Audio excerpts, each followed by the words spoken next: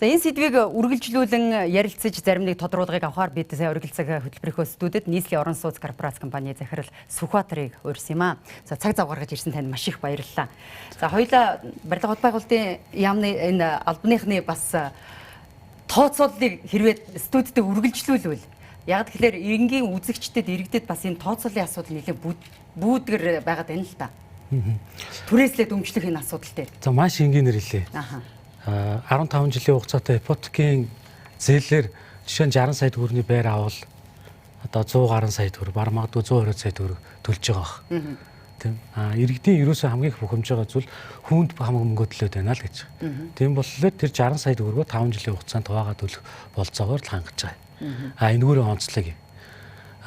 Мэдээж одоо энэ орлогод нь нийцүүлнэ гэдэг маань одоо хамгийн энгийн эхлээд зүгээр энгийн түрээс буюу энгийн түрээс баг одоо түрээстэй тэгээд одоо түрээслээд өмчлөх тэгээд ипотек тэгээд зах зээл дээрх гэдэг юм уу ингээл шатлалаар л явж байгаа. Тэгэхээр зүгээр нэг ийм бас асуудал байгаа юм л да. Энэ одоо түрээсийн орон сууцаа хамгийн түрүүнд зүгээр боломжийн цалинтай хүнд бол очихгүй ойлгомжтой. Тэгэхээр бас жишээ нь залуу гэр бүл ч гэдэг юм уу одоо өрхийн орлого нь тийм өндөр биш хүмүүс тэгэхээр энэ асуудал бас хүнд болох гэдэг шиг байна л да. Тэгэхээр энэ хоёр маань одоо авцалтах уу? Ер нь бол аль болох л одоо ойртуулж л явж байгаа. Аль болох бодиттой юу болно энэ тоо? Бодиттой. Одоо жишээ нь бидний одоо баримталж байгаа зүйл бол ерөөсөл хоёр гол зүйл дээр л баримталж байгаа. Нэг нь бол одоо дэд бүтцгүй гэж яригддаг. Дэд бүтцгүй юу? Одоо гэр орол гэж яригддаг. Тэр хэсгээс бол аль болох төлөв хамруулах гэж байгаа. Ерөөсөө журамдаа шууд заагаад өгсөн байна. Дэд бүтцгүй гэр оролд амьдарч байгаа. Нөгөө талдаа бас энэ орлогын хэмжээг тодорхойлох ёстой. Үндсэн гол хоёр шалгуур нь ингээл явж байгаа. Бусад дагалдах зүйлүүд нь бол тодорхой. Одоо яг жишээ нь ахмад, залуу, гэр бүл гэдэг юм уу тийм ээ. Тэр тус үр дээр нь заагаад өгсөн байж. За тэгэхээр одоогоор бол энэ 972 айлын орон сууцаа бол 30 40 гэсэн ийм хуваар хуваацсан байна шүү дээ. Тэгэхээр хамгийн одоо хүндрэлтэй хүмүүсээ шалгуурт нь одоо нийцүүлэхэд хамгийн хүндрэлтэй нь аль бүлгийнх нь байна? Ерөөсөө ингэж ойлгож болно. Эхний 30% бол одоо зөвхөн түрээсэх тэр бол өмчлөхгүй. Тэрэнд баг түрээстэй орон сууцанд амьдраад цаашаага орлого нь өсөөд юм уу ингээд дамжд юм уу ингээд төр ингээд амьдрах зорилготой. Энд бол одоо нэг өсөндө халамжийн түрээс нэг өсөндө тэнд бол одоо ингээд 8 төрлийн иргэд хамруулж байна. Ахмад, хөгжлийн бэрхшээлтэй одоо өрх толгоос ингээд тийм ээ жишээ нь ингээд яг ингээд 8 хамрагдаж байна. За дараачих нь бол энэ 30% маань бол яг өмчилж авахгүй. За дараагийн 30 бол та 5 жилийн хугацаанд одоо нэг бол ингээд төлж барагдуулах юм байна л гэж ойлгочих хэрэгтэй. Маш энгийнээр би 5 жилийн хугацаанд би энэ байрынхаа мөнгийг төлөөл авах юм байна л гэж ойлгочих. Энэ миний өмч болно гэсэн. Миний өмч болно л гэж ойлгох хэрэгтэй. За дараагийн 40 бол дараагийн маш олон хөтөлбөрүүд түрээсийн орон сууцаа бид нар өргөжлүүлэхийн тулд газар чөлөөлтөндөө зарцуулж одоо яг нөгөө дэд бүтцгүй буюу гэр ороллынхаа хэсгээс газар чөлөөлтийг бол хийгээд тэрэн дээрээ дараачихаа орон сууцнуудыг барих юм байна. Өөрөлдөх юм бол тэр хэсэг хүмүүс бол орон сууцтай болно гэсэн үг үү? Орон сууцаараа газраараа орон сууцаа солино гэсэн. Мэдээж газрын үнэлгээ янз бүр гарч ирнэ. Мэдээж орон сууцны үнэлгээ нь бол тодорхой байж байна. Тэгээ тэр хоёрыг дүүцүүлнэ, зөрүү мөнгө нь олгогдно гэсэн үг аль нэг талдаа. Тэгэхээр энд бас нэг юм асуудал гарч ирэх гэдэг. Манай Монголд ч одоо бас нэг хэцүү болчиход байна шүү дээ. Нэг засаг солигдлоо, нэг засгийн хийж явж исэн үйл ажиллагаа зогсоод таслаад тэр үйл ажиллагаа огт байгаагүй юм шиг болоод явждаг. Тэр хооронд иргэд бас ингээд хохирох тохиолдол бас гарахыг үгүйсэхгүй байгаа. Тэгэхээр магадгүй одоо газраа өгсөн хүмүүс дараачийн засгийн үед өөрийнх нь газрыг авсан хэрнээ тэнд нь одоо танай энэ төсөл үргэлжлэхгүй бол яах вэ гэдэг асуудал. Ерөөсөө энэ төсөл маань үргэлжлэх одоо бүрэн дүүрэн бололцоотой. Жишээ нь нийслэлийн орон сууцны корпораци бол орлогод нийцсэн ногоон орон сууц гэдэг төслийг одоо эхлүүлээд явж байна. За энэ хүрээнд бид нар $570 сая босгохоор зорж ажиллаж байгаа.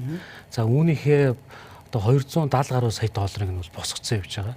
Энд бол дандаа урт хугацаатай бага хүүтэй зээлүүд байж байгаа. Энийн гол зорилго нь бол яг энэ түрээсийн орон сууц, энэ түрээслээд өмчлөх орон сууц гэдэг орлогод нь нийцүүлэх гэж байгаа энэ орон сууцыг одоо санхүүжүүлэх зорилготойгоор явж байгаа. Дээрэс нь энэ бодлогынхаа хүрээнд орон сууцныхаа энэ хорол хотгонуудыг дандаа холимог системээр явуулж байгаа.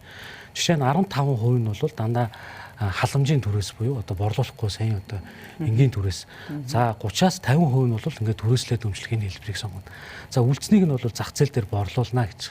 Ингэснээр нэг газар одоо орлого багтаа иргэд нэг газар төвлөрөхгүй маа. Тэгээ яг ингээд холимог системийг барьсан хэлбэрээр хороолол отгон хэлбэрээр явах юм аа. Бас нөгөө талдаа одоо өмнөх алдаануудыг ерөөсөө давтахгүй төлөлд одоо зорж ажиллаж байгаа. Дахин төлөвлөлт гэхлээр нэг хоёр блок байшин бариад хоёр хоёроор нь яваад тахлаар биш юм байна. Дандаа хороолол хотгоноор нь явах хэрэгтэй юм байна гэдэг ингээд зорио явж байгаа. Бас нэг иргэдийн асуудаг зүйл байдаг. Нийслэлийн орон сууцны корпорац өөрсдөө орон сууц барих гэдэг юм уу? Барилгын компаниуд яах вэ гэдэг. Тийм зүйл байхгүй. Энэ дандаа Монголын одоо барилгын компаниуд өөрсдөө орж ирээд сонгон шалгуулалтанд нь төсөлд хамрагдаж орж ирээд ингээ барилга бариад явна. Бид нар зөвхөн энэ схемийн бүтцийг л хийгээл санхүүжүүлэх тэр дараалал хянал хийж өгч байгаа гэж ойлгож байна. За одоо ингээд ерөнхийдөө энэ журам маань бол нийслэлийн засаг даргын зөвлөлөөр сая хэлэлцэгдсэн байна. Энэ журам эцэслэгдэж хэдийгээр батлагдах юм бол бид бол энэ 7 сарын одоо эхний нэг 15 хоногт бол дуусчих байх гэж харж байна. За 7 сарын 2-нд тэргүүлэгчдийн хурлаар орж батлагдах ёстой. За үүний дараагаар хууль зүйн яам дээр нэг энийг бол нэг шалгаад нэг батлах нэг процесс явдаг. Энийг батлах биш нэг шалгаад нэг. За тэгэл тэрний дараагаар бол үндсэндээ бэлэн болно гэж ойлгож болно. Тэгэхээр иргэд маань одоо бүртгүүлэх ажил эхэлнэ тийм үү? Бид тэр хаанаас хувийн дагуу бол бид нар 7 сарын 22-наас бүртгэлийг эхлэхээр төлөвлөсөн байж байгаа. Эхлэхдээ бол бид нар захим хэлбэрээр бүртгэл явуулна. Ингээд энэ захим хэлбэрээр бүртгэл явуулахад харьяалах дүүрэг дээр очиод энийг бол бас лавлаад одоо мэдхгүй чадахгүй зүйл гарвал тэн дээр очиод бас бүртгүүлж бас болно. Зөвлөгөө авч бас болно. Ингээд бүртгэл дээр жишээ нь энгийн ихний 30% буюу энгийн түрээсэнд хамрагдах байгаа гэхэд одоо энэ журмын одоо дагуу 8 төрлийн иргэд хамрагдах ёстой. Тэгэл тэр 8 цонх нь одоо бэлэн байж байна гэсэн үг. Энэ бол барилга бот байгуулалтын яамны баталсан журмын хүрээнд яг ийм 8 төрөл байдаг. Бас энэ түрээсийн үнийг барилга бот байгуулалтын яамнаас тогтоож өгдөг. Улаанбаатарт хотынхоо хүрээнд энэ журмаа шинжилж баталж байгаа. Нэг өсөндөө өмнө нь бол түрээслээд өмчлөх гэдэг хэлбэр бол байгаагүй. Энэ бол шин зүйл. Ингээд энгийн энэ түрээс болон түрээслээд өмчлөх хоёр гээд хоёр гарсан журмыг Улаанбаатар хотод яаж хэрэгжүүлэх үгээд энийг шинээр ингэж журам боловсруулж оруулж ирж байгаа гэж ойлгож байна. Одоо буян тухай хоёр хороолол маань барилгын ажил хэдэн хувийн гүйцэтгэлтэй вэ? За өчигдөр бол одоо улсын комисс эхний ээлжинд ажилласан. Тэгтээ яг хүлээж аваагүй байна. Улсын комисс бол арай хүлээж аваагүй байна. Бас тэрийг нэгэнт одоо бас иргэдэд явуулж бид нар одоо чанарын шаардлага хангуулах ёстой. Тэр үүднээсээ бас дутуу ажлуудыг гүйцээгээд ер нь айхтар нэг тийм саад бэрхшээл тулгарч байгаа зүйл байхгүй байх гэж харж байгаа. Хэрвээ одоо ингээд журам эцэслэгдэн батлагдаад иргэд маань ингээд шалгуураад аваад ингээд бүртгүүлээд шалгуураад авчих юм бол үндсэндээ барилгын ажил барилга бол одоо орон сууц эзэдээ хүлээж авахд бэлэн баг болж байна гэж ойлгох байна. Тэгээд одоо бид нар бол улсын комисс хүлээж авна, дараад нь хөгжлийн банкнаас одоо хот хүлээж авна. Дээрээс нь хөгжлийн банктай бид нар бол бас зээлийн хэлцэл хийгдэж байгаа. Энэ бол хөгжлийн банк бол зээлээр барьсан орон сууц. Тийм болохоор энэ зээлийн одоо хүү бас бодогдно. Одоо хот нэгэсэндээ энэ хүүтэй хариуцлага хүлээгээд авч байгаа гэж ойлгож байна.